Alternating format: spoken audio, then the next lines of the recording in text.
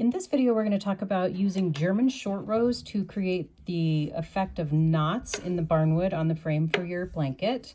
I'm going to use two different colors of yarn so that you can really see what's going on in this.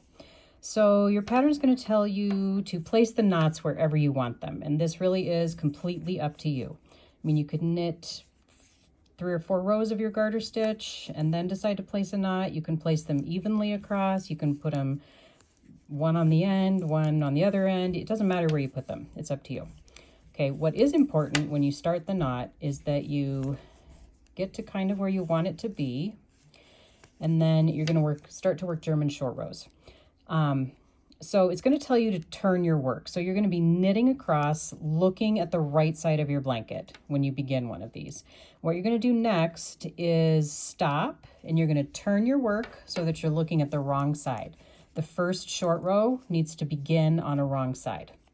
Okay, now a double stitch is what is used to create a German short row. That's abbreviated DS in your pattern, and I'm going to tell you what that is and how to make it. So when you've turned your work, you want to make sure your yarn is in front of your needles over here. You're going to slip the first stitch on your left needle over to the right needle. You're going to slip it purlwise. Once it's there, you're going to take your yarn up over the top of the needle. And because our next operation is going to be to knit, we're going to continue and bring it around to the front. And you want to kind of tug that tight. And this is what's referred to as the double stitch, because it takes that white stitch and kind of splits it in half, okay? So, and you want that. So now your yarn's in the front, and now you're going to purl as many stitches as you're supposed to purl. I think your pattern says 10, but we're not going to do that many because I don't think I have that many on the needle. Okay, we're going to keep... I'm just going to go till I'm a couple stitches from the end. And you're going to purl as many as it said, 10. Then you're going to stop. We'll pretend that's our purl 10. We're going to turn the work back over right in the middle of the row so that our knit side is facing us again. Now we're going to work a double stitch. We're going to bring, whoops, where's my gray? We're going to bring the gray to the front of the work in between the needles. So it's in the front now. We're going to slip the first stitch on the left needle over to the right. We're going to bring the yarn up over the top, and again it makes that funny split stitch. Now because our next action is to knit, we're going to leave it in the back. We're not going to swoop it around to the front this time. And then we're going to knit as many as it said. I think 8. I'm just going to go this many. Okay, I'm going to pretend that's stitch 8. Now it's going to tell you to turn again. So right wherever you are, you turn your work. So now you're looking at the purl side, your yarn's in front, slip the first stitch over,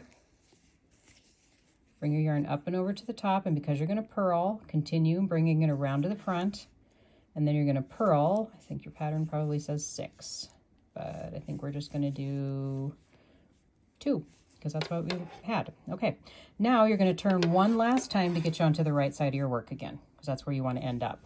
But you still need to do that double stitch.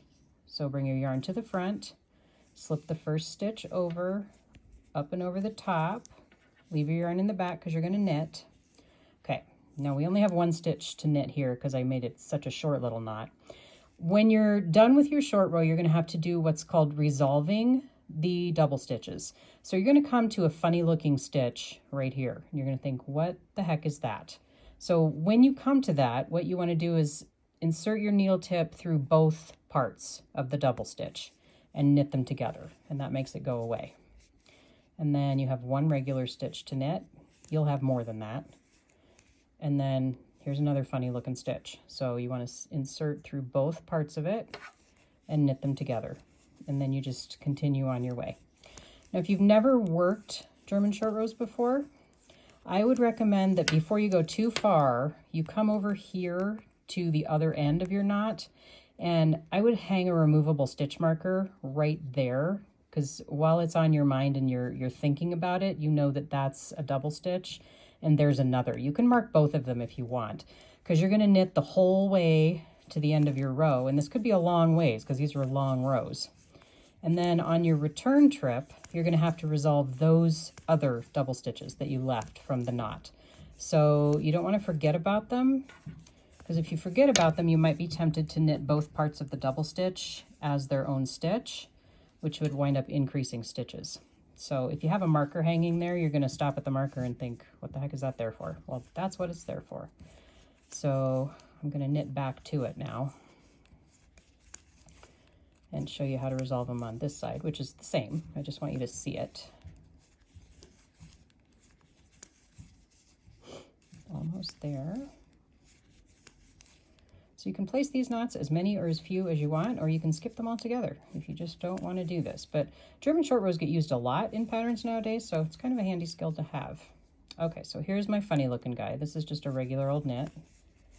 Okay, now this double stitch, insert your needle under both parts, knit it together.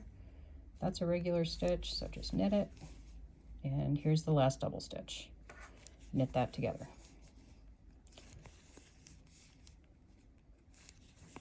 Okay. Now here on the right side of your blanket, that's what those short rows are doing. It made that crescent shape in there, which I intended in this particular case to look like just a naturally occurring knot in the wood of the grain of your barnwood. But like I said, optional. If you don't want to do it, don't do it.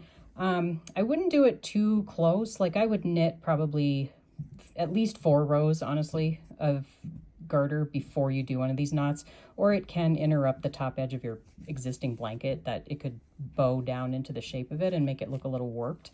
So give it a little distance from the blue of your sky or the blue of your water before you put one of those in there.